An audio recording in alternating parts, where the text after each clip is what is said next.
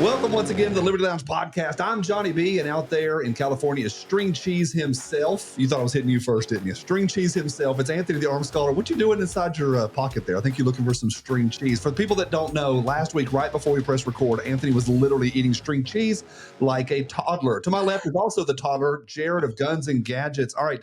Did you all see the new numbers? I don't know if y'all saw this. I was playing around online this morning, and the NSSF has released some numbers, and the smoking gun is really mad. They call this disturbing. On the number of suppressors that have been sold this year, did y'all see that astronomical numbers? I think it's good news, we think. Yeah, it's. I mean, they shouldn't be regulated the way they are anyway. It just goes to put it further into the realm of common use, and hopefully we can get that Shush Act going once January 20th rolls around. In the first 6 months of this year, Texas has bought 600,000 suppressors. Tennessee has bought 90,000 just in the first 6 months of the year. I think, Anthony, I know I hate picking on California. It's too easy, and I know it sucks living out there. But I think we're in the golden age. The more people are buying these, and I saw the article also said between 21 and 24, the same number of suppressors were sold in the last 87 years. 87 years versus 3 years. Is this common use thing going to matter in the court system? I mean, it matters. Obviously, that's part of the test. Obviously, with the increase of numbers, it just has to do with the ATF cleaning up their process. Like, who would have thought, like, making it approvals go within days instead of years? Like, obviously, that's going to increase the numbers. If you look at the common use numbers, we already had probably the number threshold before the increase of buying. So the problem with a lot of that too is and Jared and Johnny can speak to this too. A lot of it sometimes comes down to as well. It's really hard to get certain organizations or just people in general to want to challenge the NFA. That could change here hopefully soon. But when you talk to a lot of like organizations, or you talk to a lot of people in this space, it always tends to be like, oh, that's too big of a home run. You're swinging for the fences. Let's do X, Y, Z first. Let's baby step into this, which there is a strategy to that. I mean, we've talked about this. I've had countless conversations behind closed doors with organizations, with other attorneys, and trying to rally plaintiffs into, as we talk about California, trying to challenge California's NFA bans for suppressors and SBRs. And the common sentiment tends to be, it's not time yet. We don't have the precedent yet. We got to hold off on that. I think the time is coming soon, but we're waiting on so many other cases to play out. But when it comes to common use, I don't even think that will be the main consideration that a court will look at when eventually we challenge some of these suppressed things. It just simply will come down to whether or not these are considered arms that are protected or not. That's kind of the big hurdle that a lot of courts have an issue with when they look at these just in general. I think it's going to come down to hearing protection. I think that's a really good, like, people, the three of us were really into suppressors. Obviously we are in the super user. We're blessed to be in the super user category of, like, we are ridiculously with the stuff we get to shoot and stuff. It's amazing. It's fun. But I think for the average Joe, the average guy, they've never even seen a suppressor, and they think they're like on the movies, and it's assassins getting to go pew pew, and it's not. It knocks it down 20 decibels, 30 decibels, whatever. But I think the way that's going to get in, it's not like this horrible super sniper object, and it's not a firearm. I think what we're going to be able to get it through in is just the Hearing Protection Act. Yeah, the Shush Act is the most recent version that's out, and it will be resubmitted again in the next session of Congress, which starts January 20th. So it's coming back. Excuse me, as is the two bills that were looking to take short-barreled shotguns and short-barreled rifles out of the NFA as well. So we are going to see an attack angle from the legislative side, which is the way it's supposed to be done, instead of having to sue everybody and their mom and hope you can hopefully one day get to the Supreme Court. So if Congress can get it through, I mean, then maybe we have an executive who would possibly sign it. But again, I don't put all my eggs in that basket. I think we all agree, like, with all these bills that we're talking about, Shush Act, and these have been introduced multiple years, well beyond like the 8th iteration of some of these. Obviously, we'll have the House and Senate, and the president, whether or not they're, we have so many rhinos in Congress as it is. When you talk about the appetite for deregulating suppressors and deregulating SBRs, like we all know what we can already envision the conversation that will happen in Congress during the push of some of those committees and things like that. We just know. We know what the conversation would be. Elizabeth Warren will literally poop a litter of kittens on the floor at the Capitol building. Yeah. A litter of kittens. A litter of kittens. Quite literally. I think the good news here, though, and I don't know, like I told you guys in the thread the other night, don't get my hopes up. I cannot, just be really careful with my emotions at this point. Brandon Herrera for ATF director, several pundits online that are plugged in. These are not just rando people on the internet. Plugged in folks have said that he is absolutely confirmed in the running. Like he's being taken seriously. Mm-hmm. Yeah, I've been told the same by people I know who are on Capitol Hill as well. He is definitely in the running. For those of y'all that missed last week's episode, Brandon Herrera, the AK guy, he is a meme lord, a meme master, the AK-50 purveyor. And he's one of our friends and a good dude. And he is one of us. He's also a gun manufacturer. He is in the running for ATF director. And he wants to use their own tricks against them. Laws are supposed to be put in place, I don't know, by the legislative branch. But instead, the three-letter agencies have ruled by their opinions, and they just write these regulations down that carry the force of law or whatever the right verbiage is. Don't get too wound up, Anthony. Anthony says that words matter, apparently.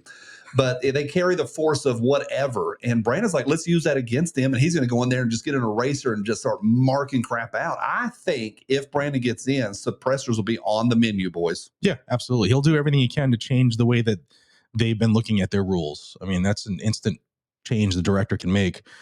But the big question is does he wear his mandals to work? Are you talking about the sandals, the Jesus sandals? Yeah. I think the question is, does he cut his hair and his beard? He's looking a little woolly lately. Yeah, I think he's getting his no shave November in before he has to say he takes an appointment. He is in his feral stage.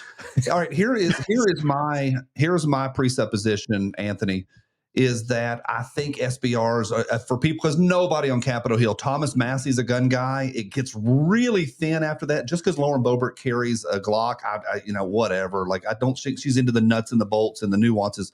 Thomas Massey knows his crap. There's a few others, but by and large, not even the rhinos, but even the good folks, they don't have any clue. And when you start hearing short-barreled rifles and AR-15 that you can hide under a trench coat in Colorado, they get really twitchy. I think, Anthony, I think the suppressors are actually pretty palatable for the average politician. Yeah, with all of it, it's all just narrative. Like Johnny, you're pointing to the ideas that are put forward in Hollywood around some of these items. I think suppressors are more palatable, but it also, like, I think the anti-gunners understand suppressors more, and the pro-gun side understands suppressors more. But what ideas do they have? They have John Wick, Hollywood. You know, you can't hear anything when someone shoots. It just sounds like a BB gun. That's what they think suppressors do. They don't understand the reality. Now, definitely they don't understand the reality when it comes to things like pistol braces, because we saw during the conversation with like brace pistols, they were calling them bump stocks and like, oh, this is rapid fire, yada, yada, yada. And it's like, no, it's just a brace. They make pistols more powerful, in case you've missed that. It's a piece of plastic and it does jack crap. Yeah. So, I mean, you're relying on members of Congress to understand the intricacies of these things.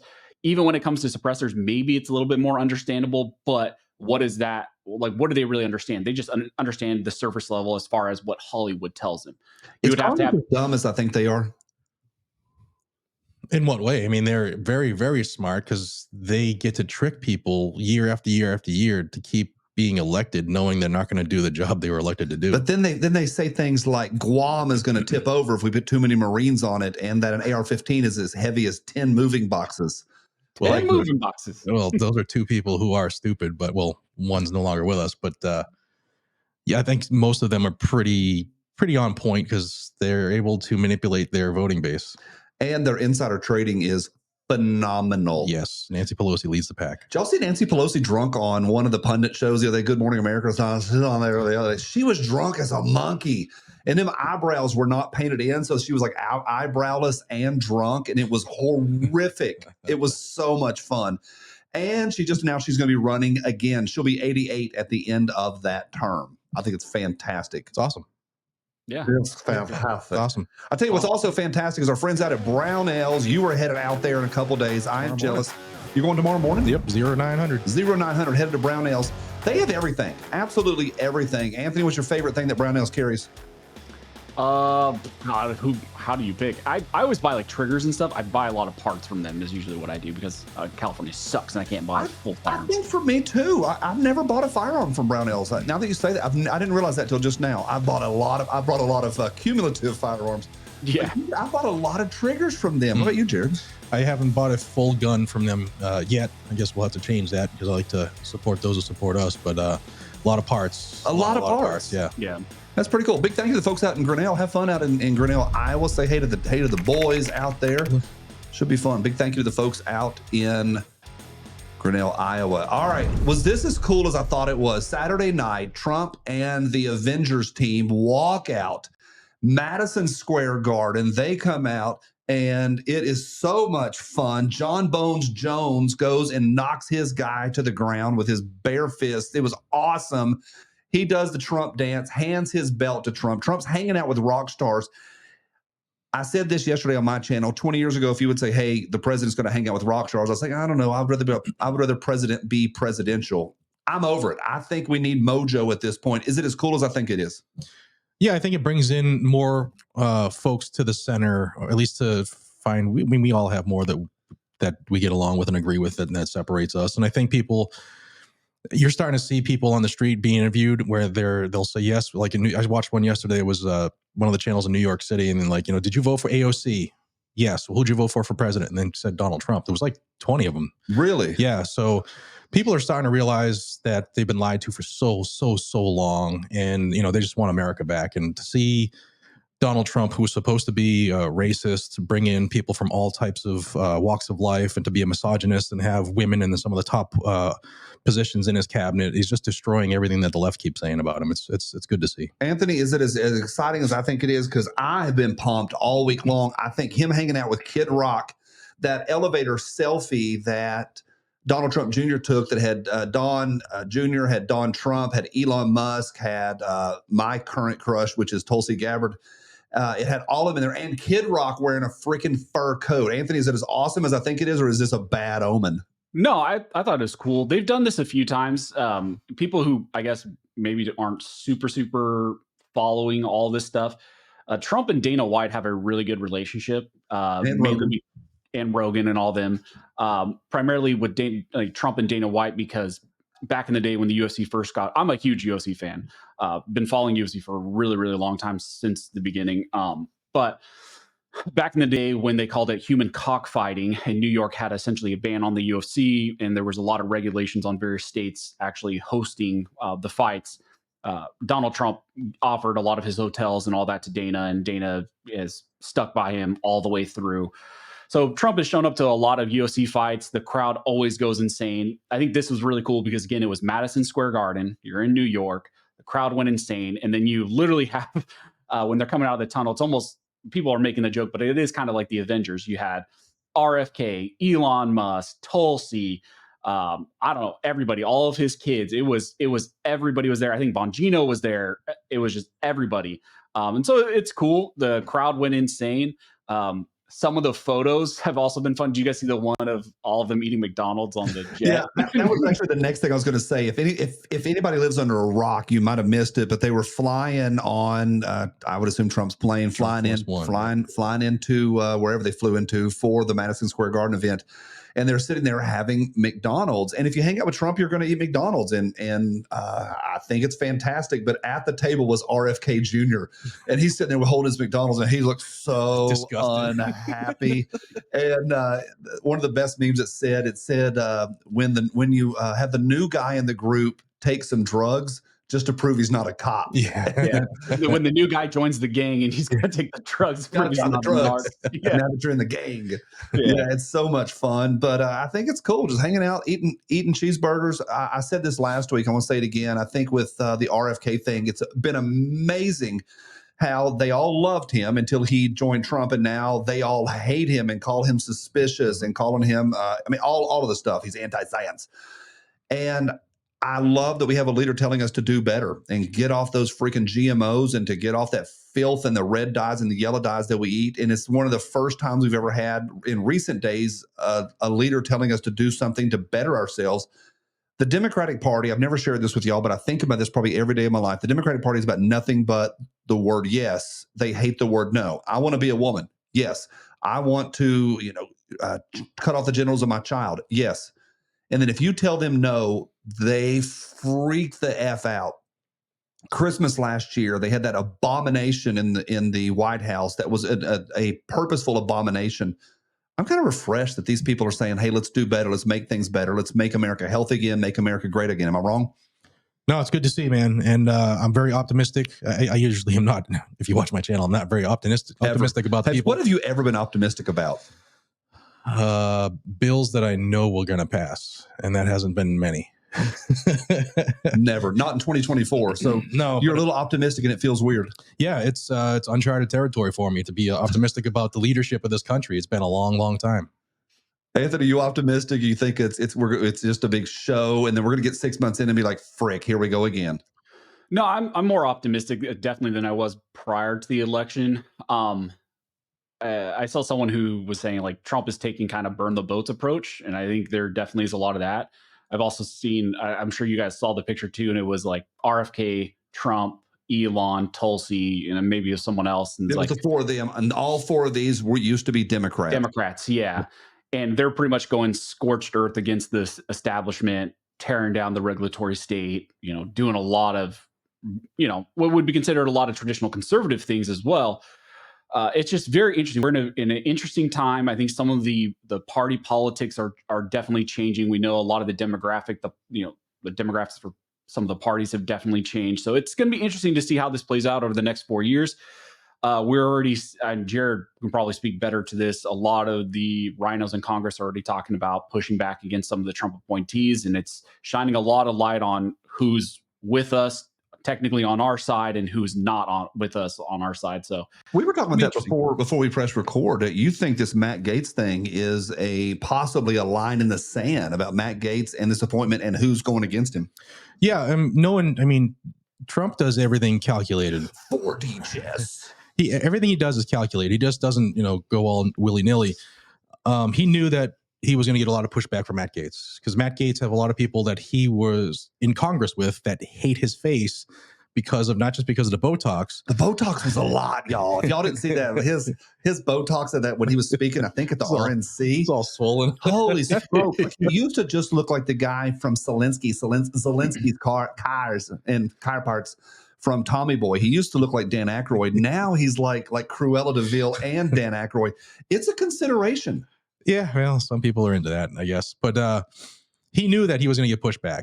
And now we hear, after he has made that nomination, that there are 20 to 30 rhinos who are already coming out. They're already making speeches on the floor of Congress. They're already rallying the troops to stop the confirmation of Matt Gaetz. And I think that in a way, this could be used for Trump to figure out, all right, there are some people that work in the Senate and the House that I'm not sure if they're with this Make America Great Again agenda or not.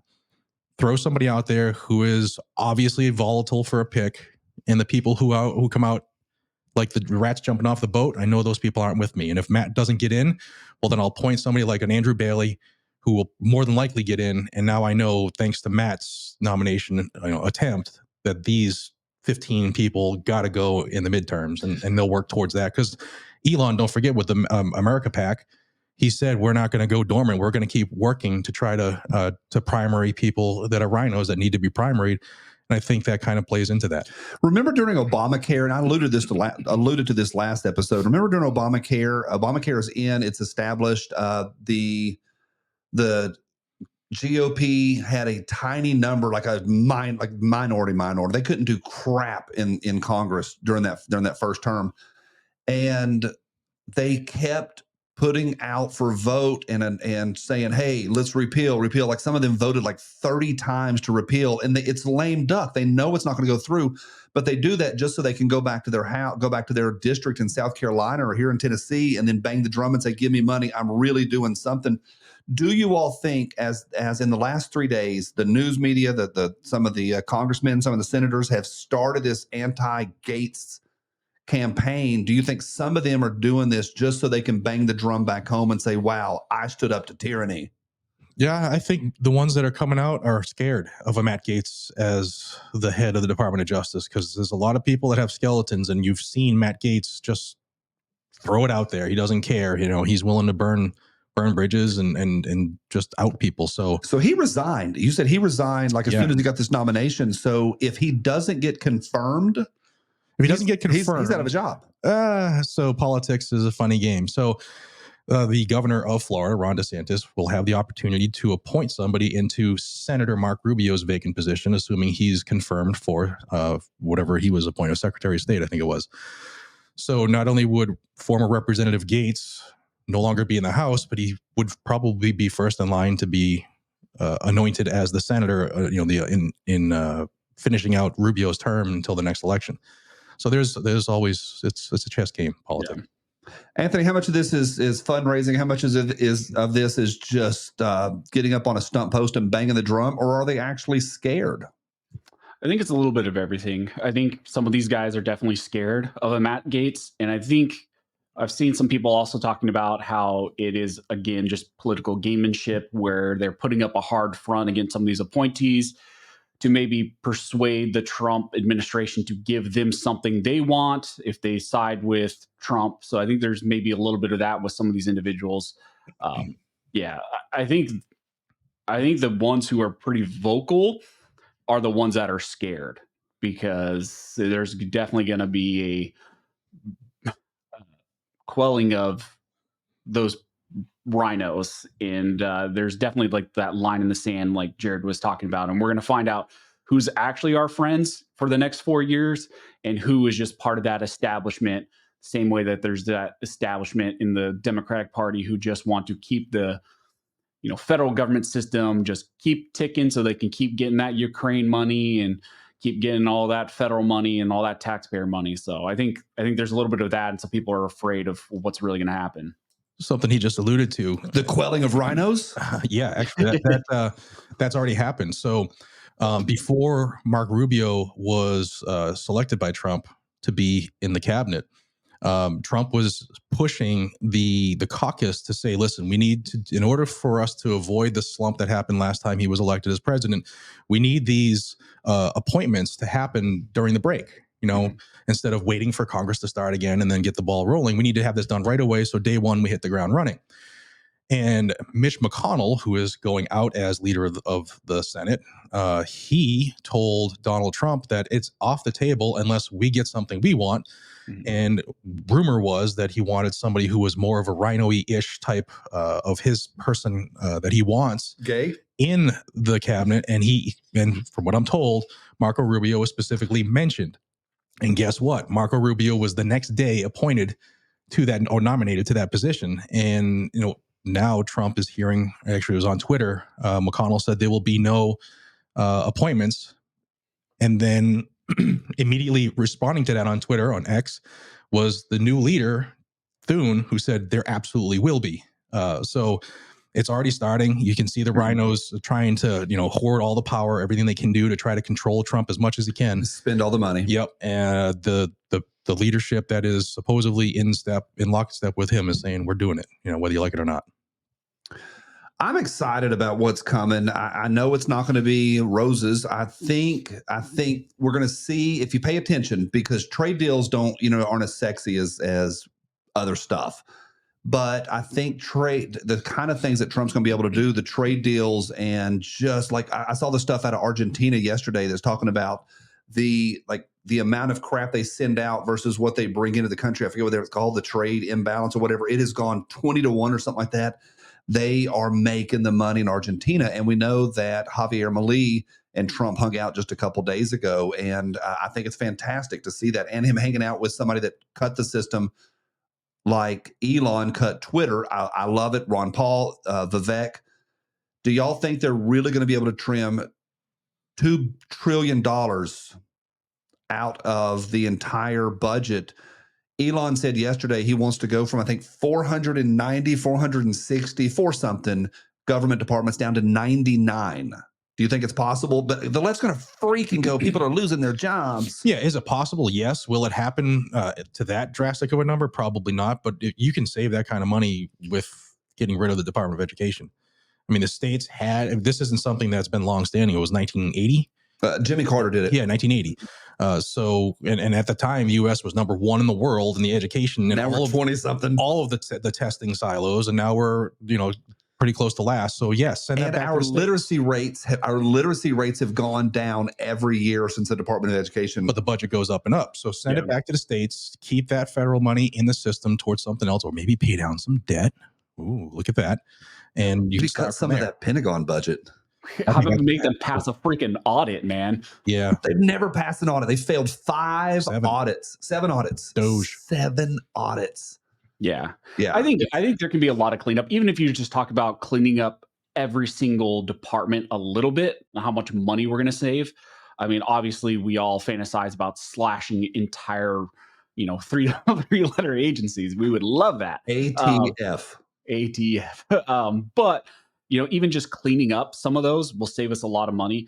I mean, again, I'm generally optimistic. I think we've already seen the stock market respond, to the Trump appointment. I mean, it's skyrocketing right now. Dogecoin has never been higher. Dogecoin. I'm kidding. But there's and then we see who was it? What was it? South Korea? The whoever was saying that he was taking up golfing again just so he could hang out with Trump again and go golf. So everybody's trying to get in on the Trump train. Like, it is unbelievable. Russia said they're going to start buying our natural gas again. And 70 world leaders called him in the first 48 hours. Like, they are wanting to get in because they know that he makes this international trade. I think that's the power. Instead of going, oh, Congress is doing this and Congress will vote that. He has got so much power in other ways, and he can make this economy scream, even though the Biden administration told us 700 times that the president doesn't set the gas prices. Yeah, we'll see. How low is gas going to get? It depends on how close we get to World War III right now, because gas is starting to go up. It's $3 down the street again. Is it really? Yeah. So it's probably going to go back down to low 2s. I don't know if we'll get down to the high 1s like it was when you left. I think we'll be in the 1s by. You guys were in the 1s? I think we like in the 170s, 180s. Trump left office. It was $1.84. $1.84. Wow. Yeah. Right now it's $3.70 here. Yeah. I mean, which is pretty low for pretty good for California. I was in California in September and it was $6. Yeah. Usually 5s, high 4s is the standard. It's gone. I've seen it all the way up to like $8 a gallon. For a gallon of gas. Keep voting them in, man. Keep voting them in. Yeah, they're doing great. They're doing wonderful. Yeah, Newsom was on something last night. He was just rattling about stuff. And it was all, he goes, I threw in a call to Trump, but he didn't take my call. No big deal. And he's so smarmy and he's got fabulous hair. It's ridiculous. His genetics are ridiculous. And he is like the slimiest used car salesman. And the comments underneath it were like, yeah, just keep freaking voting him in. Just vote him in over and over. He ruined a great state in a lot of ways, or at least certain pockets of the state. And Anthony could speak to that much better than I could. The other thing the pundits have been rattling about is they're pissed at Joe Rogan. Yeah. There has been a push over the last week of who is our Joe Rogan? Can we get a Joe Rogan? And Jon Stewart was talking about that. They're like, Jon Stewart's actually got some sense. That's what's wild. But he was talking yesterday saying that Joe Rogan is not some hardcore MAGA conservative. He was, if you had to put a label on him 10 years ago, probably leaned very left. He's libertarian, self-proclaimed. But now he's a self-proclaimed libertarian. But they just, after the ivermectin thing and them running him like down into the mud. So the question is, I've been thinking about this because they've all been saying, who's the left? The left needs an influential Joe Rogan. Who do they got?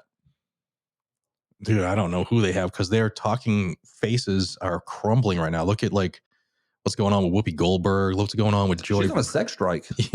No kidding. It's like man. Going on a sex strike. But you look at Joy Reid. You look at the people who have always been the loudest, and they're their ratings have gone to the point where But people are getting fired. they're all on the payroll. The thing that we learned during, I believe it was the 2020 election, we learned, it was 2020, how many pundits are on the payroll. Like the nighttime talk show hosts are all on the DNC payroll. They are paid to spew all that crap. Do they have anybody, anybody come to mind that the left has that actually influences people or puts forth information that's valuable?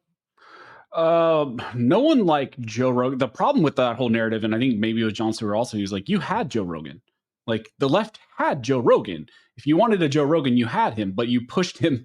Your politics moved so far to the left, became so radical that you pushed everybody out of your party to where you pushed him to be more libertarian. Because 10 years ago, Joe Rogan's talking about smoking weed and aliens, and he was into fringe things like the UFC and all those things. He still is all those things. And he still is all those things, but the left, but with especially the COVID stuff, really, I think pushed him out. I think the ivermectin was the final straw on Joe Rogan moving over. I think it was the ivermectin. They vilified him. In California politics, it was California politics and us shutting down during COVID that got him to move out of LA and move to Austin. Which is all of Texas. Yeah. Still Texas, though. Did you hear him go off on about Obama the other day? He said that he was, I'll paraphrase, he was let down and disappointed now in Barack Obama. He had him fooled and how much he lied about Trump. And now that, Trump has just sat down with Rogan and they talk, and he said Trump is just being himself. Like everything they said is a lie. Everything they told you is a lie. And Joe Rogan's finally seen it. So, and there are a lot of people who listen to his show that are dyed in blue Democrats. And I think obviously him going on there and JD Vance going on there were a very smart move for the campaign. I still haven't watched the JD Vance. Everybody has told me it was phenomenal. I still haven't watched it. It's better than the Trump interview. I heard that. There's probably viewers, and it's a good question of the day, where you at with Joe Rogan? There's a lot of viewers. Whenever I mention, hey, did you see this on Joe Rogan? I'll have people, in our circle that just kind of shut down. Like, no, I don't watch him. They just bang, I don't watch. And that's fine. If you don't watch him, that's fine. It's totally fine. But I think everybody needs to pay attention. It's the most important microphone in the world. That table, who sits at that table, is phenomenally important. Everybody pays attention. The numbers they pull are stupid. And he is a spokesperson, I believe, for this generation. Yeah. And he's not a dyed-in-the-wool Republican by any stretch, but he's got sense. And I think John Stewart said this about him. John Stewart used to lean super left, but now he's starting to make some sense, especially with the 9/11 stuff. Is that Joe Rogan is genuine. When he sits and talks to somebody, he's inquisitive and he just wants to have a conversation. Mm-hmm. And that's refreshing, because the left does nothing but push agenda. Yeah. And I think you could throw Sean Ryan in that too. Sean Ryan does the same thing. He doesn't push an agenda, but he has phenomenal conversations with phenomenal people on all, of all politics, of all walks of life. I mean, between those two, they cover just about everything in the country as far as real news. They'll get the information. And aliens. Yes. And aliens. And aliens. Yeah. Comedy or entertainment, whatever. I mean, the left, I think it's their problem was they invested so heavily into traditional media to control traditional media. And once and Beyonce and Taylor Swift and all them, and Travis Kelce, got to make sure they're all paid.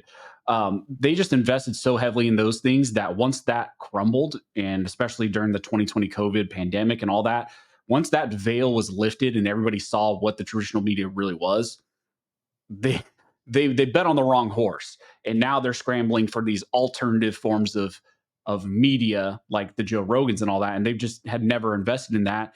And they shunned those people.